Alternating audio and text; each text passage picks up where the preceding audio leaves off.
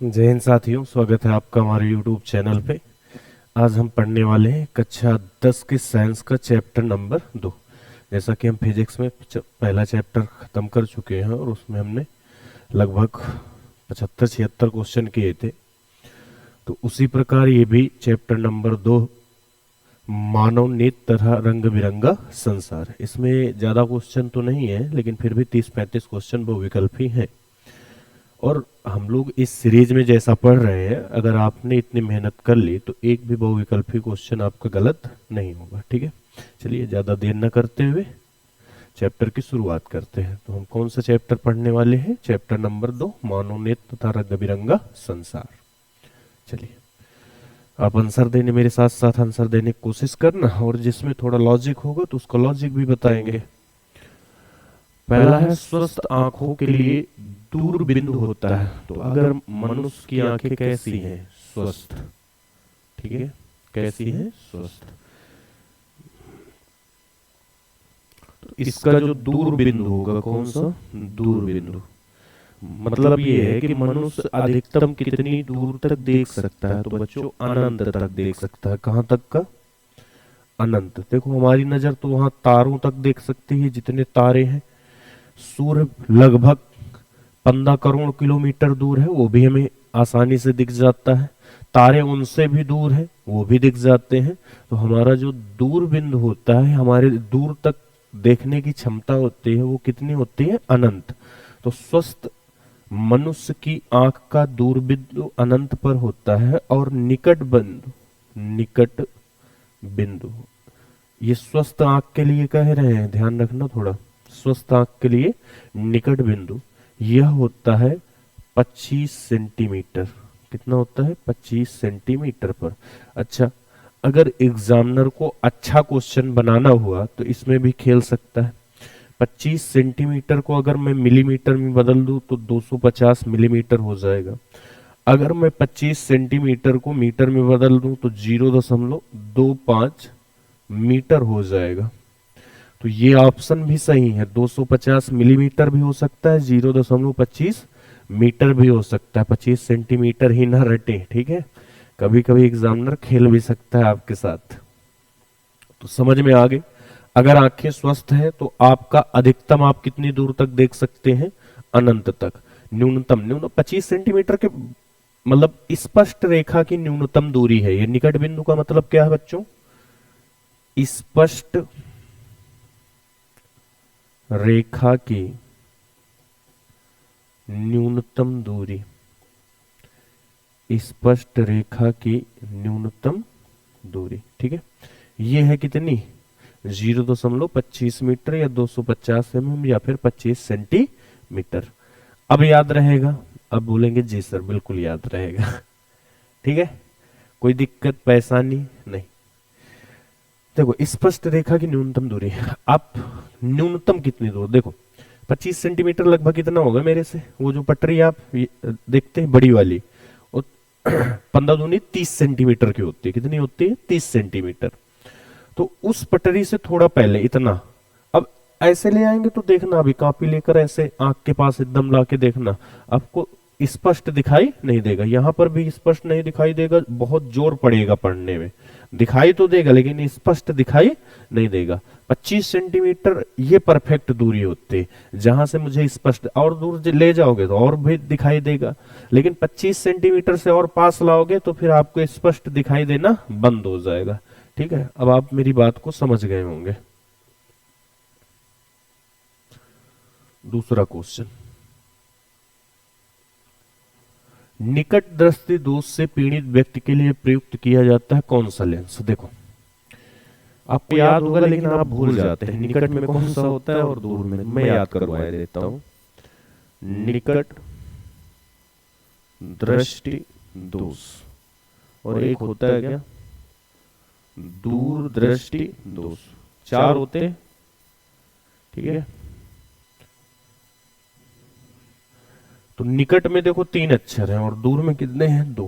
तो एक होता है अवतल, तो बड़े वाले के साथ बड़ा वाला, यानी निकट के साथ अवतल और दूर के साथ उत्तल, ठीक है। इसका नाम छोटा है तो ये छोटे वाले के साथ है, इसका नाम बड़ा है तो बड़े वाले के साथ। अब आप शायद नहीं बोलेंगे, ठीक है। हाँ। एक होता जरा दृष्टि दोष और एक होता था अबिंदुकता, ठीक है। एक में द्विफोक्सी लेंस और एक में बेलनाकार लेंस, उनको भी याद रखना है ना।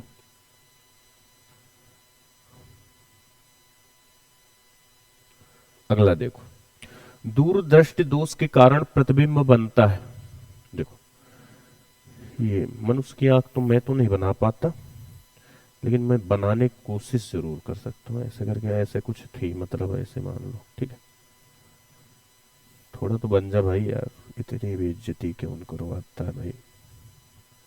ऐसे कुछ आंख होती, यहाँ पर क्या होता है, रेटिना, ये रेटिना है। अगर स्वस्थ आंखें हुई, कैसी हुई, स्वस्थ, यहां मैं 3 क्वेश्चन बताऊंगा। स्वस्थ आंखें हुई तो प्रतिबिंब कहां पर बनता है बच्चों, रेटिना पर, ठीक है। इसमें बोला गया मुझे कौन सा दोष हो गया है, दूर।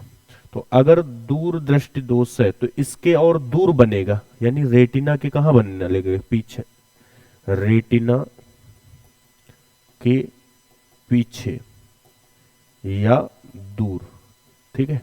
रेटिना से दूर, यहां कहीं बनने लगेगा प्रतिबिंब, रेटिना से पीछे, ठीक है।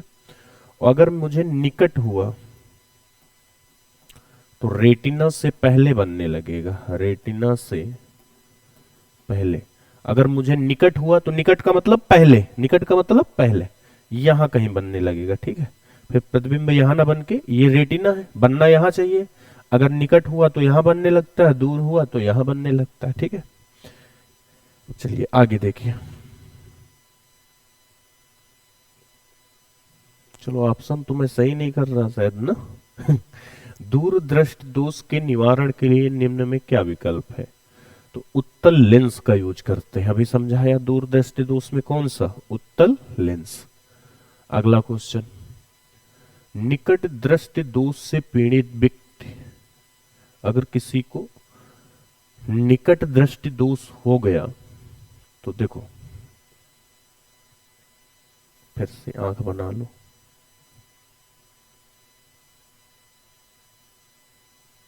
ठीक है। मान लो कि ये भाई आंख है, मानने में क्या जाता है हमारा, ठीक है। ये आंख है।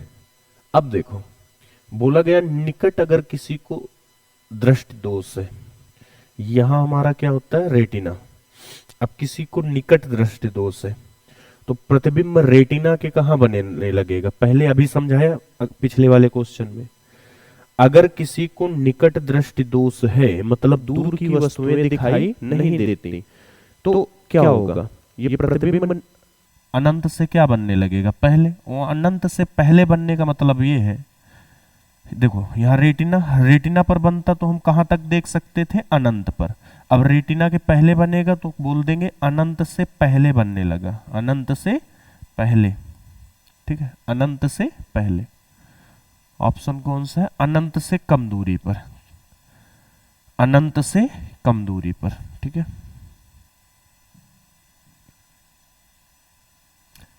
एक व्यक्ति अपने चश्मे में 20 सेंटीमीटर फोकस दूरी का उत्तल लेंस प्रयोग करता है। इस लेंस की क्षमता पिछले चैप्टर में हमने बहुत किए थे, ये समझाया भी था। 20 का मतलब 5 और 50 का मतलब 2 डायोप्टर, ठीक है।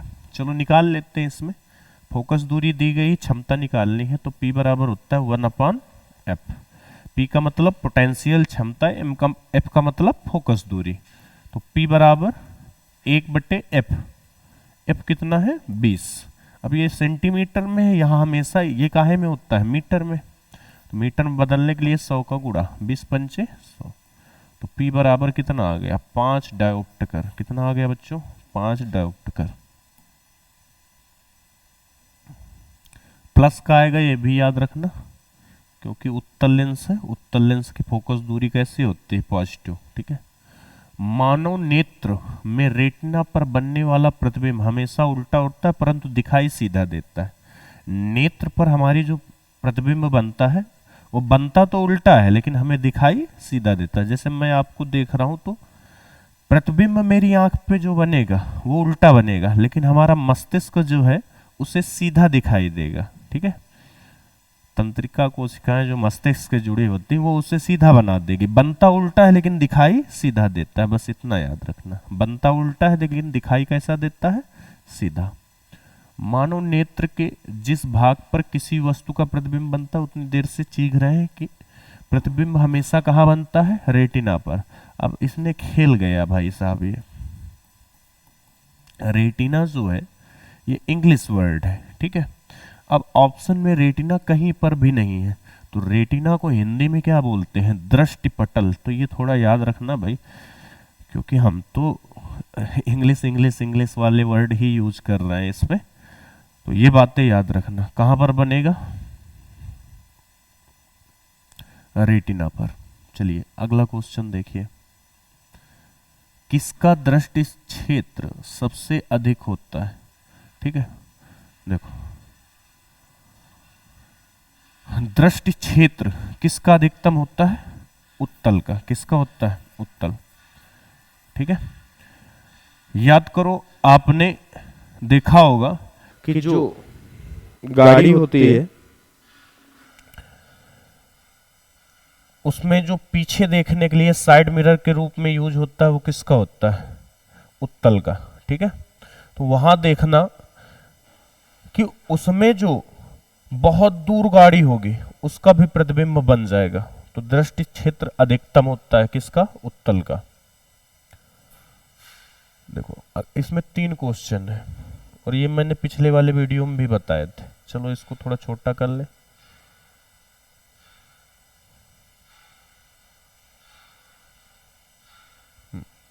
दिखाई दे रहे होंगे। न्यूनतम प्रकीर्णन किस रंग का होता है? प्रकाश के किस रंग का प्रकीर्णन सबसे कम होता है? जब श्वेत प्रकाश प्रिज्म से गुजरता है तो प्रिज्म के आधार से दूरस्थ प्रकाश का रंग होता है। ठीक है, न्यूनतम प्रकीर्णन, देखो न्यूनतम प्रकीर्णन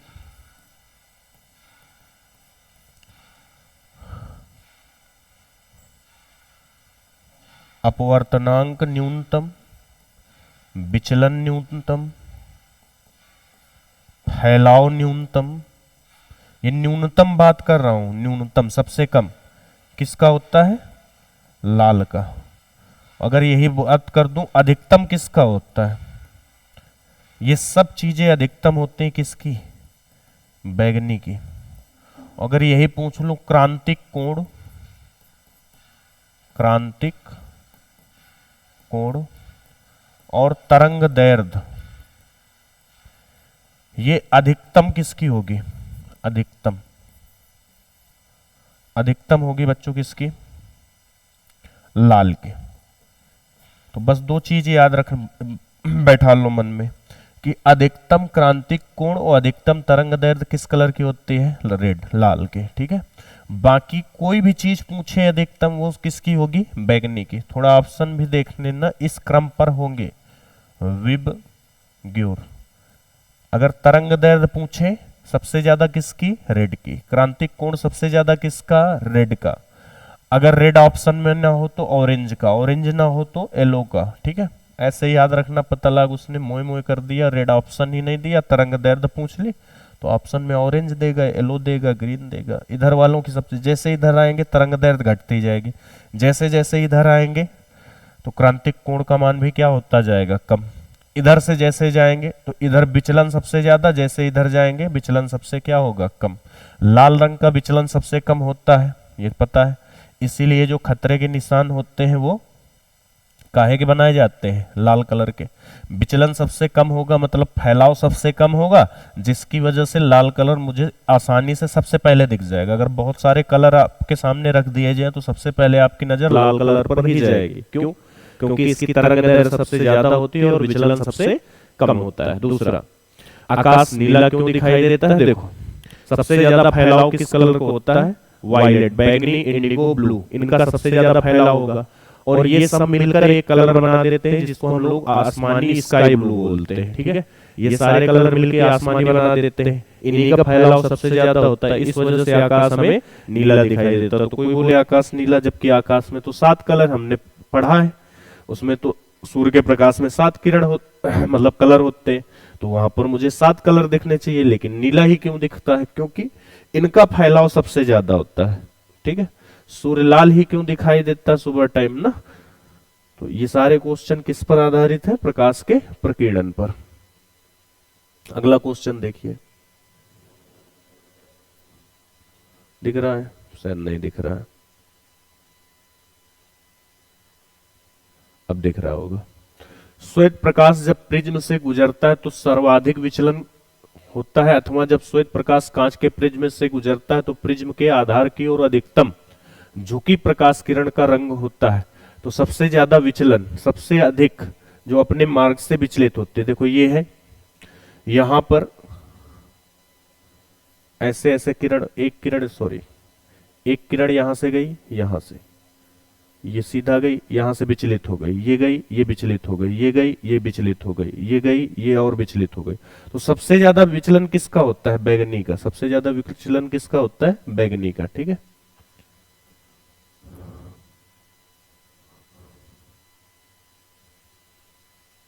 चलो देखो, श्वेत प्रकाश के 7 रंगों में किसकी आवृत्ति, अभी बताया, तरंग दैर्ध्य और क्रांतिक कोण को छोड़कर कुछ भी अधिकतम पूछे, सब क्या होगा आंसर? सबका बैगनी। क्रांतिक कोण और तरंग दैर्ध्य, बस उसको याद कर लो। अभी देखो इसको समझा रहे थे, यही क्वेश्चन फिर से आ गया। आकाश का रंग नीला दिखाई देता है, अभी समझाया कि सबसे ज्यादा प्रकीर्णन किसका होता है प्रकाश में? VIB, वायलेट, इंडिगो, ब्लू, और ये तीनों मिलकर क्या बना देते हैं? Sky blue. ठीक है, तो इसलिए आकाश मुझे क्या दिखाई देता है? नीला। तो कहां चला गया? प्रकाश के प्रकीर्णन के कारण, प्रकाश के प्रकीर्णन के कारण।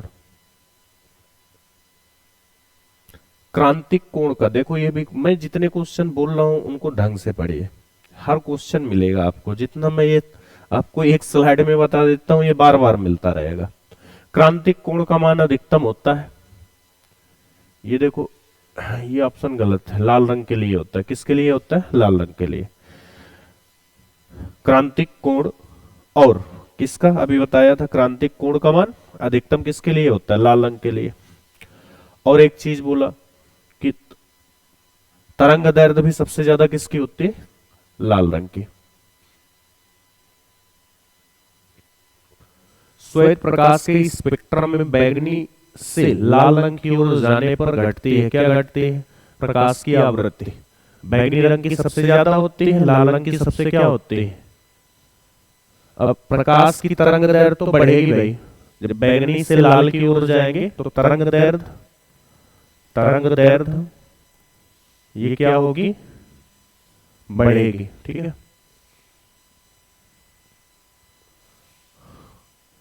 चंद्रमा से देखने पर आकाश दिखाई देता है, कैसा दिखाई देता है बच्चों? काला। क्यों? क्योंकि वहां पर वायुमंडल नहीं है। वायुमंडल होता तो प्रकाश का प्रकीर्णन होता, लेकिन वहां ऐसा है नहीं। तो चंद्रमा से देखने पर आकाश कैसा दिखाई देता है?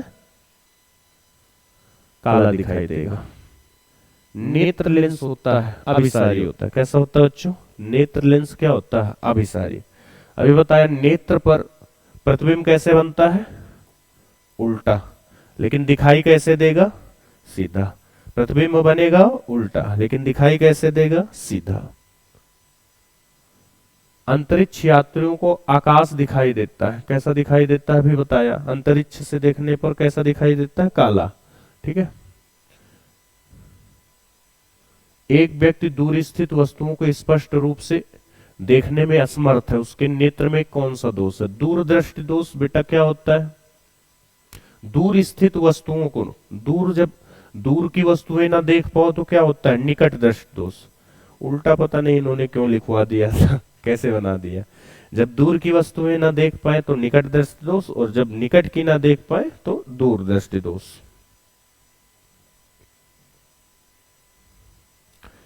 एक सामान्य आंख वाला व्यक्ति किसी वस्तु को सुस्पष्ट रूप से देख सकता है यदि वस्तु की दूरी आंख से, बताया था कितनी होनी चाहिए? 25 सेंटीमीटर से अनंत के बीच। न्यूनतम स्पष्ट रेखा की दूरी कितनी होती है? 25। तो बी ऑप्शन होगा 25 सेंटीमीटर से अनंत के बीच। अब न्यूनतम कितना रखें? 25, अधिकतम कितना देख सकते हैं, अनंत। इसके बीच की होगी तो वह आराम से उसको देख लेगा। श्वेत प्रकाश की किरण प्रिज्म से गुजरने पर किस रंग के लिए न्यूनतम विचलन होता है? तो विचलन न्यूनतम किसका होगा, लाल का। अधिकतम किसका होता है, बैगनी का। ये अधिकतम होता है बैगनी का। विचलन, फैलाव, प्रकीर्णन, ठीक है, और क्या है, और कुछ है क्या इसमें, हाँ आवृत्ति, ये सबसे ज्यादा किसकी होती है, बैगनी की। नेत्र लेंस की फोकस दूरी में परिवर्तन किया जाता है तो पच्छाभी मांसपेशियां जो होती हैं उनके द्वारा, किसके द्वारा, पच्छाभी मांसपेशियों के द्वारा। ओए भाई साहब कहां चला, तो इसका डी फॉर डॉगी वाला ऑप्शन सही है। नेत्र लेंस की फोकस दूरी में परिवर्तन किया जाता है किसके द्वारा, पच्छाभी मांसपेशियों द्वारा। पच्छाभी मांसपेशियों द्वारा, याद रखेंगे। बोलेंगे जी सर बिल्कुल। अगला ये देखो, ये भी मैं बता रहा था, सूर्योदय एवं सूर्यास्त के समय क्षितिज पर आसमान दिखाई देता है। जब सूर्योदय होता है और सूर्यास्त होता है तो अगर ये पूछा जाए सूर्य कैसा दिखाई देता है तो रक्ताभ। सूर्य अगर पूछे, यहां पर सूर्य नहीं, अगर ये आंसर सूर्य पूछता कि सूर्य कैसा दिखाई देता है तो रक्ताभ। आसमान कैसे दिखाई देता है, नीलाभ। ठीक, तो ये आंसर थोड़ा, ये क्वेश्चन थोड़ा ढंग से पढ़ना कि जब सूर्योदय एवं सूर्यास्त होता है, जब सूर्योदय होता है और सूर्य अस्त होता है तो देखो पूरा लाल हो जाता है सूर्य, तो उसको क्या बोलेंगे, रक्त की तरह लाल, तो रक्ताभ है। और आसमान कैसा होता है, नीला। ठीक है, तो ये थोड़ा ध्यान रखना, नीलाभ है। सामान्य नेत्र के लिए स्पष्ट दृष्टि का परास होता है। अगर सामान्य दृष्टि है तो 25 से अनंत तक, अभी क्वेश्चन कर लिया था हम लोगों ने, 25 से कहां तक का, अनंत तक का। न्यूनतम कितना देख सकते हैं आप, 25, और अधिकतम कितना देख सकते हैं, 50। 50 नहीं, अनंत। एक प्रिज्म से प्रकाश के अपवर्तन को चित्र में दिखाया गया है। विचलन कोण होगा, तो विचलन कोण कितना होगा यहां पर, तो यहां पर तो ये देखो जो ये है, यहां दिख रहा होगा, ये अल्फा लिखा है बच्चों। मैं इसको दूसरे कलर से दिखाता हूं, ये अल्फा लिखा है, ये कोण। क्यों अल्फा, ये कौन सा कोण होगा, ये देखो आपका क्या है, ये अभिलंब है, और ये कौन सी किरण है, आपतित किरण। आपतित किरण और अभिलंब के साथ बनाया गया कोण आपतन कोण। ठीक है, ये किरण कौन सी है, परावर्तित किरण, और इसके साथ बनाया गया कोण परावर्तन कोण। ठीक है, और ये वाला जो दिखा रहा है कोण, ये निर्गत कोण है। कौन सा कोण है, निर्गत कोण। अब इन दोनों लाइनों को जब पीछे मिलाएंगे तो जो कोण बनेगा, देखो यहां लिखा हुआ है, यहां होना चाहिए ये कोण। ठीक है, तो ये गामा होता है, कितना होता है, गामा, यहां गामा लिखा है। ठीक है, ये सिग्मा लिखा होगा, तो ये वाई नहीं है, ऐसे बना होगा। ठीक है, डेल्टा, सॉरी क्या बना होगा, डेल्टा। तो ये वाला कोण जो होता है इसको बोलते हैं विचलन कोण। इस किरण को बढ़ाया, इस किरण को बढ़ाया, ये जहां दोनों मिल रहे हैं वहीं पर क्या होता है, विचलन कोण। ठीक है, तो ये याद रखना। तारों को टिमटिमाने घटना कारण है। ठीक, तारे क्यों टिमटिमाते हैं, वायुमंडलीय अपवर्तन के कारण। तारों का टिमटिमाना, अपवर्तन। किसी जल में पड़ी हुई छड़ का एकदम सीधी डाल दो, वो थोड़ा मुड़ी हुई दिखाई देगी, क्यों, अपवर्तन के कारण। किसी बाल्टी पे या ग्लास पे कोई सिक्का डाल दो और नीचे से देखो ऐसे करके, तो वो कुछ ऊपर, अपनी तली से कुछ ऊपर दिखाई देगा, किसके कारण, अपवर्तन के कारण। अगर देखो मछली पर मुझे निशाना लगाना है, नीचे मछली दिख रही है, तो थोड़ा नीचे लगाना होगा, क्यों, वो अपने तल से थोड़ा ऊपर दिखाई देती है, तो किसके कारण, अपवर्तन के कारण। ठीक है, तो जो वस्तु थोड़ा अपनी जगह से मतलब रियल में ना हो लेकिन मुझे दिखाई दे ऐसा कुछ, तो वो क्या होता है, अब जैसे मैंने नींबू डाल दिया या कोई वो डाल दिया, तो ऊपर से देखोगे तो बड़ा दिखाई देगा, उसका जो रियल वाला आकार है उससे थोड़ा बड़ा होगा वो। ये कुछ पूछ रहा है। चित्र में दो सर्वसम प्रिज्मों पर श्वेत प्रकाश की किरण आपतित होती, संयोजन में निर्गत प्रकाश की किरण होगी, तो जो बाहर निकलेगी वो भी कैसी होगी, श्वेत प्रकाश की। ठीक है, जो यहां से ये किरण है, ये भी श्वेत प्रकाश की, और जो निर्गत किरण होगी वो भी कैसी होगी, श्वेत प्रकाश की। ठीक है, तो इसमें ज्यादा सोचने की जरूरत ना है। किस दृष्टि दोष के निवारण में द्विफोक्सी लेंस का उपयोग होता है? ठीक है, तो देखो फिर से मैं बता देता हूं, एक निकट दृष्टि दोष, एक दूर दृष्टि दोष, एक जरा दृष्टि दोष, एक होता है अबिंदुकता। ठीक है, निकट दृष्टि दोष में इसको मायोपिया भी बोलते हैं। ठीक है, मायोपिया तो बताया था। इसमें देखो निकट वाले में दूर की वस्तुएं दिखाई नहीं देती, तो निकट वाले पे जिसका नाम बड़ा उसके साथ बड़ा वाला लेंस यानी अवतल, जिसका नाम छोटा उसके साथ छोटे नाम वाला यानी उत्तल। ठीक है, जरा में द्विफोक्सी, जिसको ना दूर की दिखे ना पास की दिखे उसे बोलते हैं जरा दृष्टि दोष। अबिंदुकता तो इसमें करते हैं बेलनाकार लेंस का। किसका प्रयोग करते हैं? बेलनाकार लेंस का। ठीक है, याद रहेगा। तो कौन सा पूछा गया था? द्विफोक्सी लेंस, तो क्या होगा? जरा दृष्टि दोष। द्विफोक्सी लेंस में कौन सा होगा? जरा दृष्टि दोष।